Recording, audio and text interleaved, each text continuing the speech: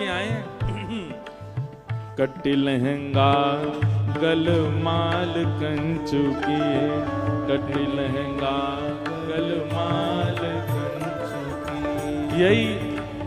यही दिनांक के बाद से आज तक हमारे बिहारी जी लहंगा ही पहने। आज भी हमारे बिहारी जी लहंगा में ही दर्शन देने सबन को। हाँ, कट्टी लहंगा गल माल कंचू किए, कट्टी लहंगा गल माल कंचू। अरे हाँ वारे रसिया हो वारे रसिया, अरे हाँ प्यारे रसिया हो प्यारे रसिया, अरे हाँ रे प्यारे रसिया हो प्यारे रसिया, ओ हाँ प्यारे रसिया। कट्टी लहंगा गल माल कंचू किए, कट्टी लहंगा गल माल। होया है चूनर शीश चढ़ाओ रिया है, चूनर शीश चढ़ाओ। होया है चूनर शीश उड़ाओ रिया है, चूनर शीश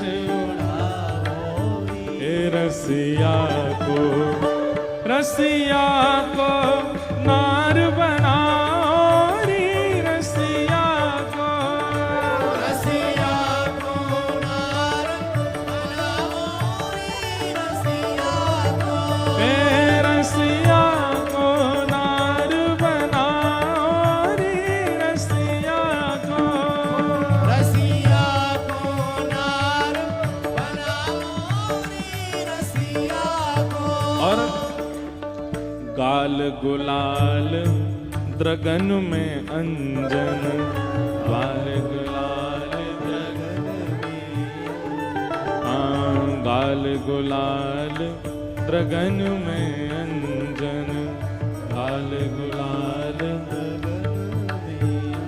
अरे हाँ वारे रसिया, अरे हो वारे रसिया, अरे हाँ रे प्यारे रसिया हो प्यारे रसिया, हाँ वारे रसिया हो प्यारे रसिया, अरे हाँ प्यारे रसिया हो प्यारे रसिया, अरे हाँ वारे रसिया प्यारे रसिया, अरे हाँ वारे रसिया हो प्यारे रसिया, हाँ प्यारे रसिया हो प्यारे रसिया, होली के रसिया प्यारे रसिया।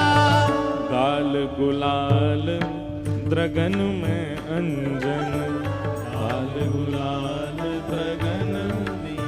होया है बिंदी भाल लगाओ रिया के, बिंदी भाल लगाओ या के, बिंदी भाल लगाओ रिया के, बिंदी भाल लगाओ री।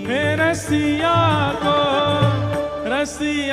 को नार बनाओ री, रसिया को नार बनाओ री, रसिया को लाला को लाली बनाओ री, लाला को लाली बनाओ री, लाला को। ठाकुर जी नारी बना दिए। अब महाराज जी कोई व्यवस्थित श्रृंगार तो हुआ नहीं होगा। होली में कोई व्यवस्थित होता है क्या? गुलाल भी ऐसा लगाया होगा, आंखन में काजल भी ऐसा लगाया हो कि आधे जगन्नाथ दिख रहे हैं। एक आंख में काजल लगायो, एक सखिया की बोली एक में ही रहने दो, दूसरी में मत लगाओ। ठाकुर जी ऐसे लग रहे हैं जैसे मानो एक आंख ही एक है उनकी, बस ऐसे विचित्र से बना दिए। घुटन में लाली माँ लगा दी, बिंदी लगा दिए, केश खोल करके चुनरी उड़ा के पूरे छोरी बनाई दिए। ठाकुर जी हाथ पाम जोड़न लगे, अब तुम्हारे मन की है गई, अब मुझे छोड़ दो। बोले लाला छोड़ दो? बोले हाँ छोड़ दो। बोले ऐसे नहीं छोड़ेंगी। तो बोले कैसे छोड़ोगे? नारायण करताल बजावे, नारायण करताल बजावे। अरे नाचो प्यारे रसिया, नाचो प्यारे रसिया, अरे नाचो नाचो भोरे रसिया, अरे नाचो होरी रसिया, अरे नाचो प्यारे रसिया। सब गोपियां करताल बजा रही हो, ठाकुर जी को घेर के बीच में कह रही है नाचो हमारे बीच, ताली बजाओ जोर से। अरे नाचो प्यारे रसिया, अरे होरी के रसिया, नाचो प्यारे रसिया, होरी के रसिया, अरे नाचो प्यारे रसिया, होरी के रसिया, नाचो प्यारे रसिया, होरी के रसिया। नारायण कर ताल बजावे, नारायण कर ताल बजावे, नारायण कर ताल बजावे, नारायण कर ताल बजावे। इतने में ठाकुर जी बोले अब तो नाच लियो मैं, अब छोड़ दो मुझे। ठाकुर जी बोले ऐसे, गोपियां बोली ऐसे नहीं, पहले या को मुंह बंद करो, मुंह बांध दियो, घूंघट लगा दियो और सजा धजा करके महाराज ले गए यशोदा मैया के पास। यशोदा मैया बोले अरे ये कौन की नई बहू आई है मैया, ये हमारे बरसाने की नई बहू है, देखो कैसे नाच के दिखावेगी। और ठाकुर जी को सौगंध दे के आए तुम्हारी वंशी चुरा लेंगे अगर तुम बोले तो। घूंघट में ठाकुर जी यशोदा मैया के सामने खड़े, मैया ना पतो लाला है, और वहां खड़े है करके सबरी गोपी नाचो प्यारे रसिया, नाचो प्यारे रसिया, ओ होरी के रसिया, होरी के रसिया, नाचो प्यारे रसिया, नाचो प्यारे रसिया, होरी के रसिया, होरी के रसिया, नाचो प्यारे रसिया, नाचो प्यारे रसिया, होरी के रसिया, होरी के रसिया। ठाकुर जी फिरकनी ले ले करके नाच रहे महाराज, ऐसे बढ़िया हमारे ब्रज में जैसे नृत्य करें कहाँ वैसे ठाकुर जी नाच रहे हैं। कहाँ है हमारो बड्डन, कहाँ है, कहाँ है, दिखना रो भैया, हैं बाहर है।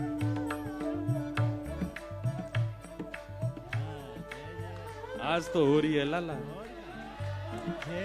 आज तो ऐसे ही उत्सव हो, नेक नेक आजा फिर दोबारा चलो, नेक नेक बस। यहाँ व्यास मंच के सामने सेवा है ये, आज एक बार आजा, एक बार आजा, मैं बटन भी आ रहा हूँ, एक बार फिरकनी ले ले बस, आजा, आओ आओ अभी आओ।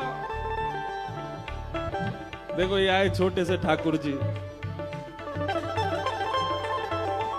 ओ भैया, ओ लाला तू काय को बैठो, आजा जल्दी आ भैया, हाँ न चुनरी ओढ़ो।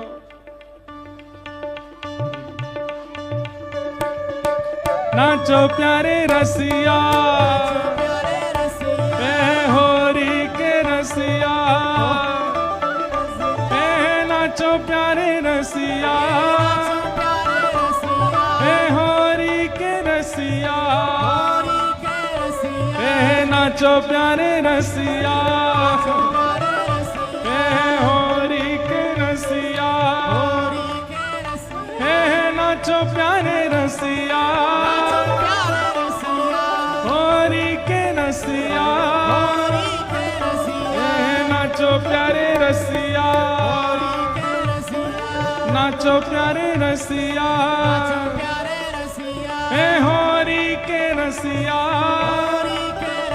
प्यारी श्यामा के रसिया, भुजा उठा के नाचो प्यारे रसिया,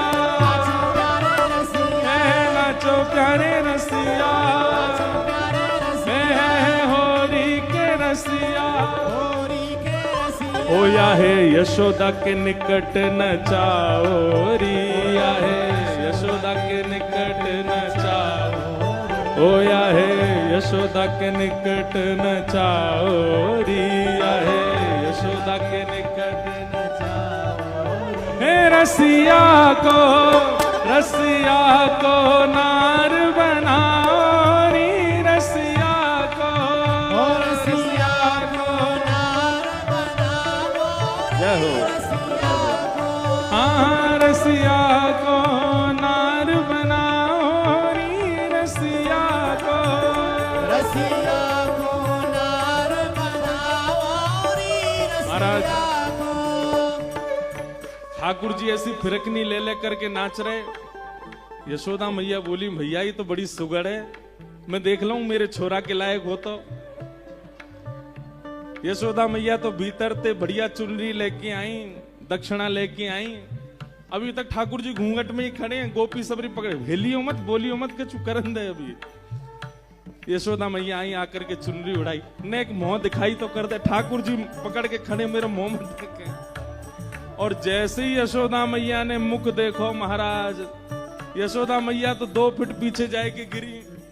ऐसा बड़ो बड़ो काजर और यहाँ तक लालिमा फैला करके लाला ही नाच रहा है। और जैसे ही यशोदा में ए निपुते जी कहा कर रहा है तू? अरे मैया मैं तुमको कहा बताऊं, इन सबरी ने पकड़ करके मोए बांध दियो, मो छोरी बनाई दियो, मो नचा रही है, होरी खेल रही है। नाचो प्यारे रसिया, नाचो प्यारे रसिया, ए होरी के रसिया, होरी के रसिया, हाँ कुंवर कन्हैया, कुंवर कन्हैया, हाँ कुंवर कन्हैया, कुंवर कन्हैया। ए नाचो प्यारे रसिया, नाचो प्यारे रसिया, ए होरी के रसिया, होरी के ओ रसिया। रसिया को नार बनाओ री रसिया को, रसिया को नार बनाओ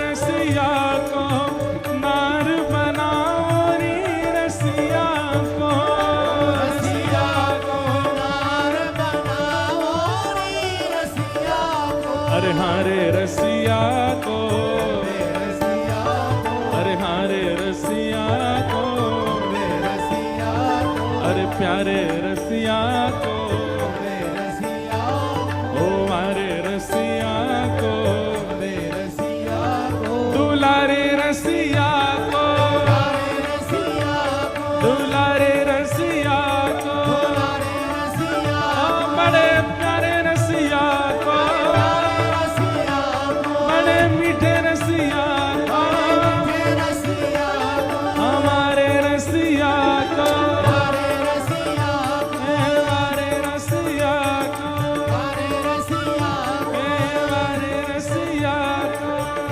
रसिया को, हमारे रसिया को। बोल होरी के रसिया की। अब आयो रसिया ने करके हैं, कहीं छोड़ तू कहा सोच बच जाएगो। बोल होरी के रसिया की जय। बोलो वृंदावन बिहारी लाल की, श्री राधा रमण लाल की, श्री राधा वल्लभ लाल की जय।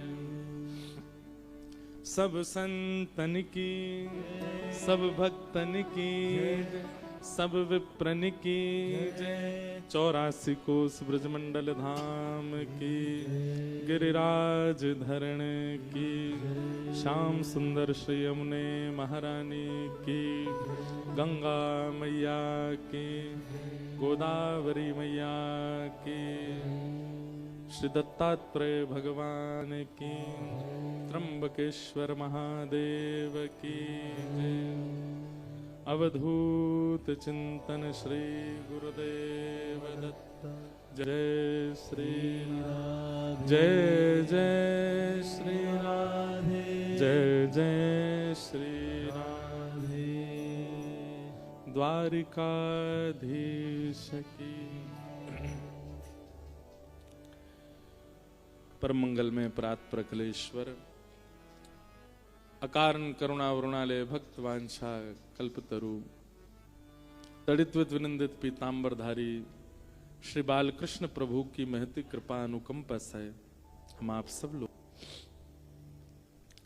श्री दत्तधाम गोवर्धन क्षेत्र नासिक में पूज्य महाराज जी की परम चरण सन्निधि में गोदावरी मैया के तट पर दत्त भगवान के आश्रय में बड़े प्रेम और भाव से वृंदावन रसोत्सव श्रवण कर रहे थे।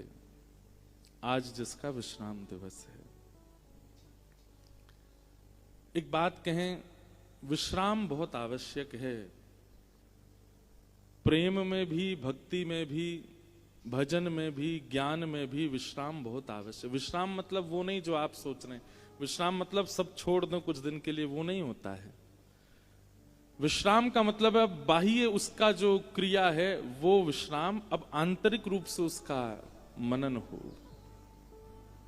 जैसे भोजन, आपने रोटी पाई, चावल पाए, दाल पाई, सब्जी पाई, ये बाह्य क्रिया तो आप कर रहे थे, पर भोजन जब आप पूर्ण करते हैं उसके बाद विश्राम नहीं होता है, वहां बाह्य क्रिया विश्राम हो जाती। अब भीतर जाकर के समस्त आपके ऑर्गन्स जो हैं, इंद्रियां जो हैं, उसके रस तत्वों को खींचना शुरू करती हैं, उसको पचाना शुरू करती हैं, जिसमें करीब 4 से 5 घंटे का समय लगता है। यदि वो पाचन ना होगा तो बाह्य क्रिया कितनी भी अच्छे से की गई हो, कितने भी अच्छे व्यंजन पाए गए हों, भीतर की क्रिया यदि व्यवस्थित नहीं होगी तो भोजन नहीं पचेगा, अपच होगी और आप बीमार हो जाओगे। आज तक जो चल रहा था ये बाह्य क्रिया चल रही थी। अभी आप अपने घर से आ रहे हैं, बाइक से, गाड़ियों से, ऑटो से, रिक्शा से, जैसे भी आपको साधन मिले, यहाँ आकर के आप 3 बजे से बैठ रहे हैं, पूरी कथा श्रवण कर रहे हैं, उत्सव का आनंद ले रहे हैं, एक एक विषय भाव सुन रहे हैं, संतों के, रसिकों के, वैदिकों के दर्शन कर रहे हैं। ये बाह्य क्रिया अभी आपकी चल रही थी, आज उसका विश्राम है।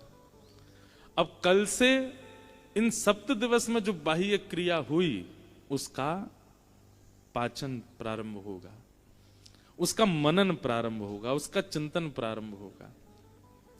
अभी इस वक्त हमसे लेके पीछे तक यदि सबसे पूछा जाए कि इस उत्सव का विश्राम चाहते हैं तो कोई भी हाँ नहीं बोलेगा।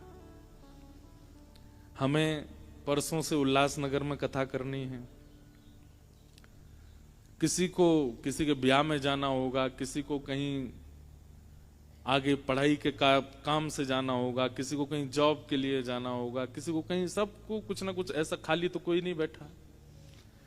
लेकिन हाँ, सेकंड ऑप्शन सबने ले रखा होगा, बाय चांस अगर ये कथा बढ़ती है तो हम सब अपनी क्रियाओं को कुछ ना कुछ करके, क्योंकि बाह्य इस उत्सव में जो आनंद अनुभव किया है हमने, आनंद क्या है? इस समय जो व्यार बह रही है ना हवा की, ये भी श्री कृष्ण है। इस समय जो बूंदें गिर रही हैं वो भी श्री कृष्ण है। इस समय जो धूप का ताप पड़ रहा है वो भी श्री कृष्ण है। इस समय जो जलपान हम कर रहे हैं, रोटी पा रहे हैं, चावल पा रहे हैं, वो भी श्री कृष्ण है। सब कृष्णमय हो जाता है, तब सुख नहीं, आनंद का अनुभव होता है। आनंद जब आता है तो अनिद्रा भी सुख देती है। आनंद जब आता है तो बहु परिश्रम भी सुख देता है। रोज गोदावरी जी में स्नान करते हैं, लेकिन हम लोगों के लिए नया स्थान है तो हम लोग तैर तैर के स्नान करते हैं। 2 दिन से तो गोदावरी जी का स्वरूप धीमा गया। जब तीव्र था तो खूब कहां कहां पैरों में लगी है महाराज जी। आज तो पता चला मुझे कि यहां लगी हुई है। मैं रोज राज में सोचूं कि यार ये घुटने के नीचे दर्द क्यों होता है। सो जाते हैं, इतने थक जाते हैं दिन भर कि रात में विचार नहीं करना होता कि कुछ करना है। कल रात भी महाराज जी ने कुछ सामग्री भेजी कि थकान दूर कर लेना, पर नींद आती है ऐसी, लेटते ही सो जाते हैं। सुबह उठ करके उठा नहीं जाए, कभी पाम से लंगड़ा होता है चलने में, कभी कमर ऐसी, क्योंकि भाई जल में आप इतना उछलोगे, कूदोगे, तैरोगे, भीतर जाओगे, बाहर निकलोगे।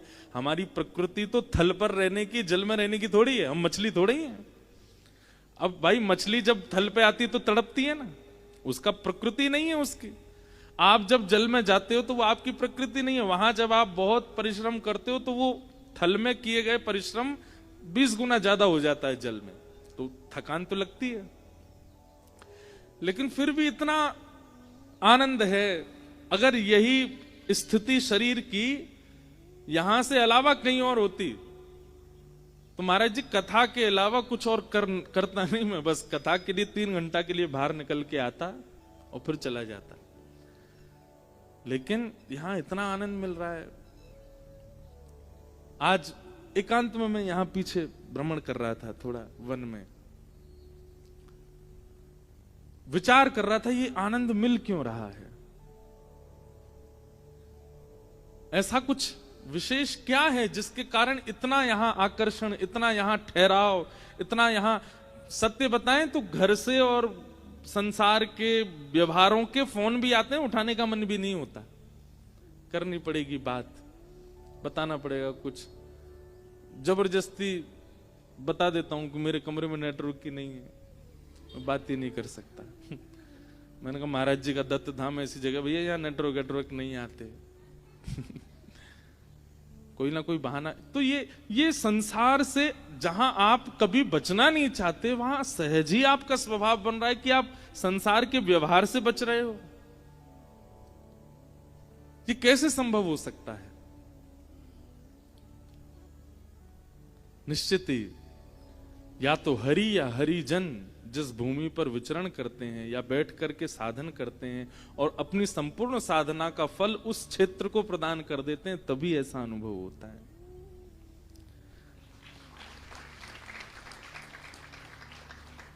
हमें तो इस समय सातों दिन एक एक व्यवस्था, एक एक जो मानवीय व्यवस्थाएं नहीं है, प्राकृतिक व्यवस्था है, उसमें भी श्री कृष्ण का अनुभव हो रहा था। सुबह इतनी धूप होती है 12-1 बजे 2 बजे कि आप बैठ नहीं सकते। कल मुझसे पूछे कि कल की कथा भी यहीं करें नीचे। मैंने कहा देखो धूप हुई तो वहां आनंद नहीं आएगा क्योंकि गर्मी लगेगी बहुत। देखो मौसम अपने आप शाम घटा हो जाती है। रोज कथा में ऐसा व्यवस्थित कर देते हैं, एक भी पूरे भारत में इस वक्त ऐसी कोई जगह नहीं होगी जहां पंखे एसी कूलर नहीं चल रहे हो, सिवाय दत्त धाम के। सिवाय इस पंडाल के। अपने आप ही सहज ये सब प्राकृतिक व्यवस्था बन रही है। एक हमारे पूज्य श्री मलुकपीठ वाले महाराज जी कह रहे थे कि व्यक्ति जब अपने नियम के प्रति सजग होता है, अपने कर्तव्यों के प्रति सजग होता है, अपनी गुरु आज्ञा के प्रति सजग होता है, तो प्रकृति उसके अधीन हो जाती है। वो विचार भी करता है ना कि मौसम ऐसा हो जाए तो ऐसा ही हो जाएगा। वो विचार भी करता है ना ऐसी हवा बहने लगे तो हो जाएगा। प्रकृति उसकी सुनने लगती है। प्रकृति हमारी मित्र है, पर हमने अपने व्यवहार, स्वभाव और अपनी क्रियाओं से प्रकृति को अपने से दूर कर दिया, इसलिए प्रकृति हमारे विरुद्ध चलती है। लेकिन ऐसे महातपस्वियों के चरण सन्निधि में जब आप रहते हैं तो उनके लिए प्रकृति उनके अनुकूल है, वो जैसा चाहते हैं वैसा रहता है, उसका आस्वादन हम सब करते हैं। हमने तो पिछले 7 दिनों में प्राकृतिक रूप से, व्यवहारिक रूप से, व्यक्तिगत रूप से, सामाजिक रूप से, हर रूप में श्री कृष्ण का अनुभव किया। वृंदावन के अलावा कहीं और पहली बार इतना अनुभव ठाकुर जी का हुआ, वो यहां पर। अच्छा महाराज जी, इस अनुभव के लिए ठाकुर जी ने 1 महीना मोतेऊ तपस्या करवाई पिछले साल। पिछले वर्ष जब हम आए तब ठाकुर जी ने हमसे भी तप करवाया यहाँ पे। तप का फल हमको इस बार मिला है। अब ठाकुर जी कह रहे हैं ऐसा रस फिर चाहिए तो फिर अगली बार फिर तप कर। अगली बार क्या होगा? अगली बार तप और रस दोनों संग होंगे। तप और रस। तप के साथ में सुख का संबंध नहीं होता। तप कहते ही उसी को है जहां सुख विरुद्ध क्रिया होती हो। पर दत्त धाम तप का स्वरूप है और वृंदावन रस का स्वरूप है, और वो दोनों जब मिलेंगे अगले वर्ष तो तप और रस दोनों साथ होंगे। सुबह सूर्य उदय से लेकर के और कथा के प्रारंभ तक तो हम तप में रहेंगे, और फिर कथा प्रारंभ होते ही रस में रहेंगे, रात में 1-1 बजे तक। सो भी रहे होंगे तो खटका खटका के उठो, चलो बैठो, अभी रस चल रहा है वहां पे। और रोज महाराज जी कोई सरप्राइज उत्सव करेंगे, बताएंगे नहीं, अभी तो सबको पता चल जाती है आज ये हो रहा है, कल ये हो रहा है। अब तो प्रतीक्षा आज से प्रारंभ हो रही है अगले वर्ष की। बंधुओं एक बात बताएं आपको,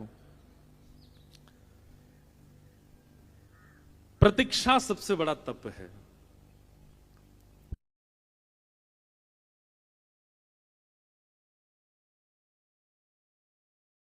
होगी और अगले वर्ष 14 अप्रैल से 14 मई तक खूब आनंद होगा, खूब सुख होगा।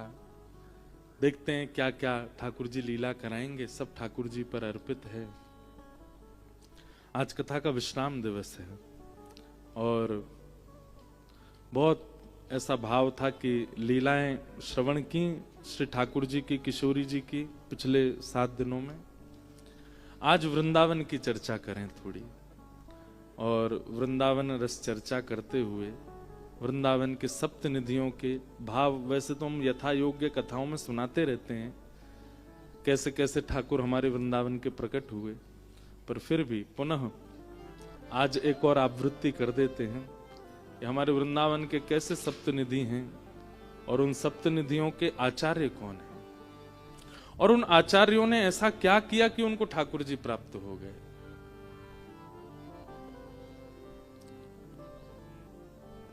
आइए वृंदावन भाव में प्रवेश करते हैं।